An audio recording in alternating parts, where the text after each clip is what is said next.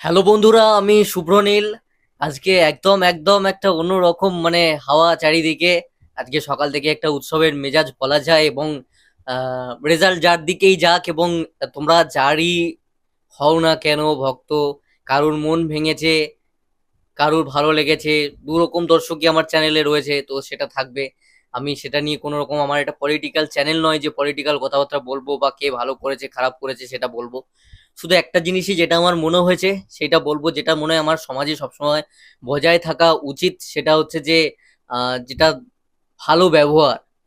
আমি আজকে ঠিকঠাক বলতে পারছি না সাজিয়ে গুছিয়ে, এমনি আমি একটা থেকে এইভাবে ভিডিও করি, তার মধ্যে আজকে এতটা এক্সাইটমেন্ট। এবং আজকে যেহেতু আমাদের দেবদা রয়েছেন, দেবদা জিতেছেন, এত নেগেটিভিটির পর লোকটা জিতেছে, লোকটা একটা খারাপ কথা বলেনি। মানে কেউ জয় শ্রীরাম বলেছে তাকে বুকে টেনে নিয়েছে, কখনো তাকে খুনি বলা হয়েছে, কখনো তাকে চোর বলা হয়েছে। চোরটা তো রেগুলার বলা হয়েছে, রেগুলার বলা হয়ে গেছে, গরু চোর তো রেগুলার বলা হয়েছে। কখনো সিবিআই ইডি ডেকেছে, কত কিছু হয়েছে লোকটার সাথে। লোকটা একদিনও রাগ করেনি, মেজাজ হারায়নি, খারাপ কথা বলেনি, কিচ্ছু করেনি। রচনা ব্যানার্জি, আমি এনাদের কথাই এই কারণে বলবো কারণ এনারা জিতেছেন এবং এনারা সিনেমা ইন্ডাস্ট্রির লোক এবং তাদের নিয়ে আমি ভিডিও করি, তাকে নিয়েও কত রকম নেগেটিভিটি হয়েছে। আজকে প্রতিটা ঘরেই কম বেশি আমার যত বন্ধু আশেপাশে আমি প্রত্যেককেই দেখি ভালো চাকরি করে, প্রত্যেকের কাছে ভালো চাকরি আছে, ভালো স্যালারি রয়েছে, তারা বেঙ্গলে চাকরি করে, মোটা টাকা ইনকাম করে, তাদের শিক্ষার জোরে তারা ভালো ভালো জায়গায় চাকরি করছে। কিন্তু যখনই টিএমসির কারোর কথা আসে তখনই তাদের মাথায় কোথা থেকে একটা ভূত চলে আসে, চাকরির ভূত চলে আসে, যে চাকরি বাকরির কথাবার্তা তখনই তাদের মাথায় আসে। তখনই তারা লক্ষ্মীর ভান্ডার, ভাতা এসবের মধ্যে পড়ে যায়, এইসব ঢুকে যায় এবং ছোট করতে শুরু করে দেয়। এবং চাকরির অভাব, যে কথাটা আমি বিশেষ করে রচনা ব্যানার্জি দিয়ে বলছি, উনি হয়তো কোথাও আস্তে আস্তে সত্যিকারেরই কোনো কারখানা দেখেছিলেন। কারখানা হবে মানে সেটা যে সবসময় তৃণমূলের জন্য হচ্ছে, বিজেপির জন্য হচ্ছে, তেমন তো নয়। জমি পেলে যে কেউ কালকে, যদি আমার কোনো দর্শক তার যদি প্রচুর টাকা থেকে থাকে, সে একটা কারখানা বানাতেই পারে তার বিজনেসের জন্য। সেরকম কোন একটা জায়গা থেকে হয়তো উনি দেখে বলেছিলেন, সেটা নিয়ে মিম হয়ে গেল, সোশ্যাল মিডিয়ায় নোংরামি হয়ে গেল। আমি সোশ্যাল মিডিয়ায় এইসব জিনিসপত্র কেন টেনে আনছি তোমরা একটু থাকলেই ভিডিওতে বুঝতে পারবে। যে জিনিসটা হয়েছে না এতদিন, সিবিআই, ইডি এবং সংবাদ মাধ্যম, ইউটিউবার্স, আমাদের মতন যারা ইউটিউবার, যাদের হয়তো একটু পুরনো মুখ ফেস যারা পরিচিত ছিল, তাদের পার্টিকুলার আলাদা করে চ্যানেল বানানো করা হয়েছে আর কি, তাদেরকে টাকা দেওয়া হয়েছে, তারা পেড সমস্ত রিভিউ করেছে, তারা পার্টি নিয়ে কথা বলতে শুরু করে দিয়েছে। এইসব জিনিসপত্র হয়েছে একটা নির্দিষ্ট বড় দলের তরফ থেকে, কিন্তু সেইভাবে কি জেতা গেল? সেভাবে জেতা যায় না। তাদের তরফ থেকে শিখিয়ে দিয়ে একটা এমপি, দেবদার মতন একজন নায়ক সুপারস্টার, হয়তো যে লোকটা জয় শ্রীরাম বলছে তারও সুপারস্টার ছিল, সেই জয় শ্রীরাম বলে উস্কানোর চেষ্টা করেছে।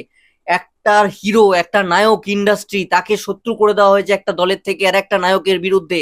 এই হিরণদা, এই দেবদা একদিন ভালো বন্ধু ছিল, আজকে তাদের সমীকরণটা কোন জায়গায় গেছে? আজকে যে হিরণদা হারলো, হিরণদার আজকে মুখটা কোথায় থাকলো? লোকটা তো সিনেমাতেও ফেলিওর কম বেশি, ভাগ্যের শিকার হতে পারে। আমার হিরণদাকে পার্সোনালি প্রচন্ড ভালো লাগে, আমার বাড়িতে হিরণদার ছবি যখনই এসছে, আমার হিরো হিসেবে হিরণদাকে কোনোদিনও খারাপ মনে হয়নি। কিন্তু এই যে দলে ঢুকে এবং বিশেষ করে লাস্ট কিছু বছর ধরে চোর চোর চোর চোর করে একটা মানুষকে নিয়ে হাইলাইট হওয়ার জন্য এবং নির্দিষ্টভাবে তার দল থেকে ইনস্ট্রাকশনের জন্য সে যে অ্যাক্টিভিটিস গুলো করেছে, সে যে কাজগুলো করেছে, আজকে কোথায় তার মুখটা থাকলো?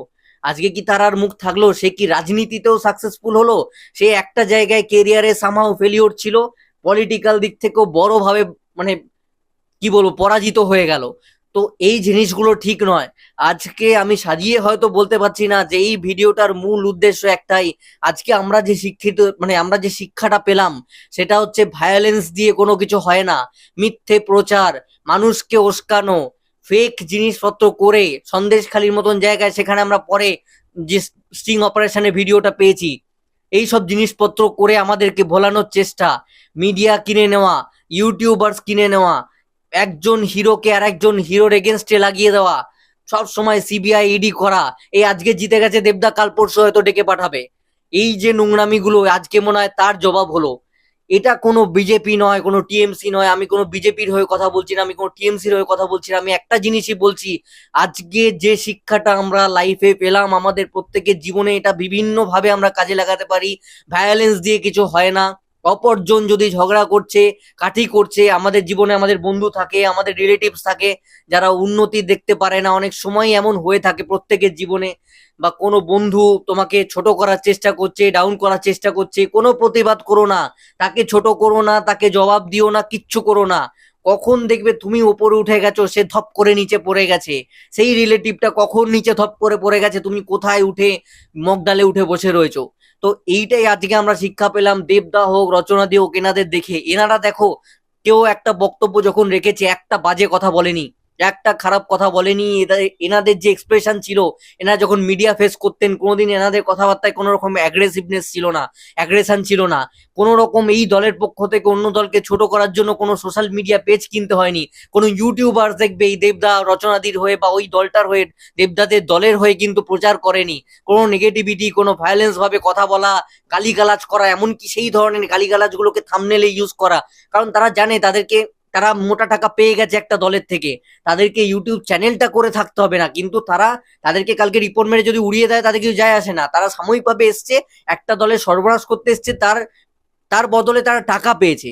তো এই সব যে জিনিসগুলো, এর মনে হয় আজকে যোগ্য জবাব হলো। আজকে সারা দেশ মানে দেখেছে, সারা দেশেই চলেছে।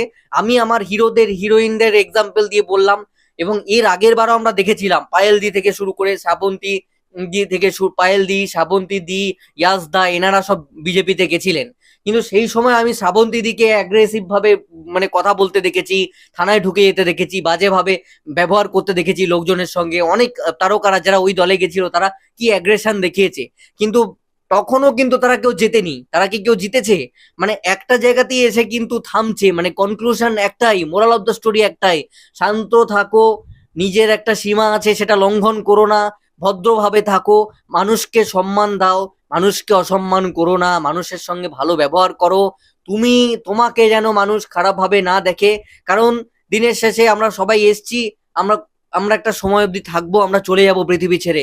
কিন্তু থাকবেই ব্যবহারটা। আজকে আমি যে ব্যবহারটা করব, মানুষ মনে রাখবে। আজকে দেবদা যে ব্যবহারটা করছেন, যে নিদর্শন সেট করছেন, আমি বুড়ো বয়সে গিয়ে আমার যদি কেউ থাকে, নাতি হোক বা আমার বন্ধুদের নাতি হোক, যেই হোক, তাদেরকে এক্সাম্পল দিয়ে আমি বোঝাতে পারবো যে আমাদের সময় এরকম একটা হিরো ছিল, যে এরকম করতো, যে মানুষের জন্য তৃতীয়বার ভোটে দাঁড়িয়েছিল, ছেড়ে দেবে বলেও একটা দলে রাজি হয়ে দাঁড়িয়েছিল, শুধুমাত্র মানুষের জন্য।